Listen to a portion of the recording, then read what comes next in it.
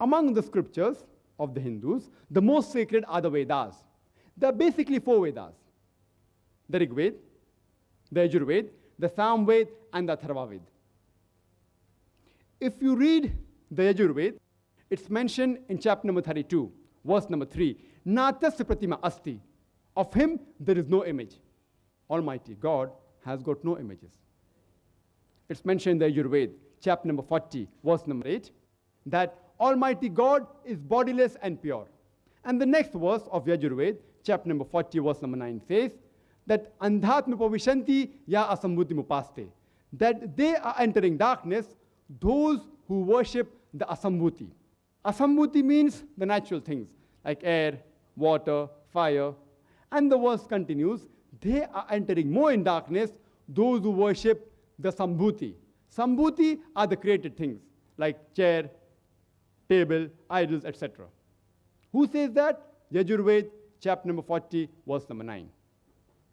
Further, if you read, it's mentioned in the Atharva Veda, chapter number 20, hymn number 58, verse number 3, Dev Maha Osi, verily great is Almighty God.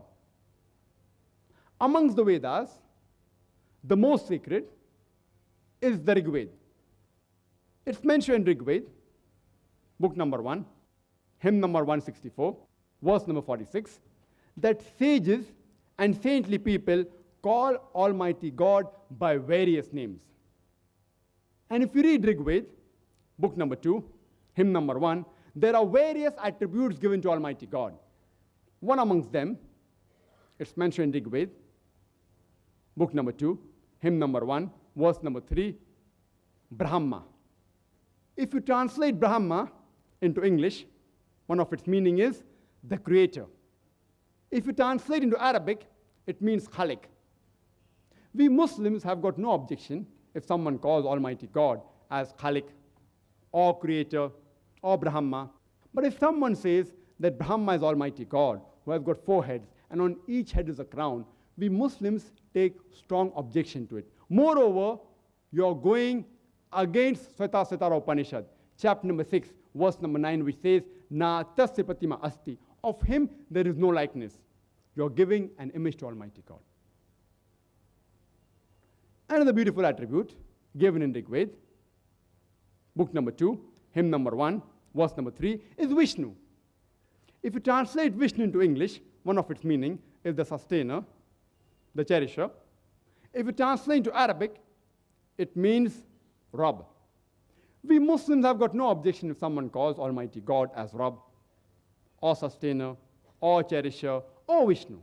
But if someone says that Vishnu is Almighty God, who has got 4 hands, and one of his hands is the chakra, the discus, and one of his hands is the lotus, we Muslims take strong objection to it. Moreover, you're giving an image to Almighty God. You're going against Yajur Veda, chapter number 32, verse number 3, which says, Na tasya pratima asti. Of him, there is no image. It's mentioned in Rig Veda, volume number 8, chapter number 1, verse number 1. Ma chidanyadi sansad. All praises are due to him alone. Worship him alone. It's mentioned in Rig Veda, volume number 6, hymn number 45, verse number 16. Ya ek it mushtihi. There is only one God. Worship him alone.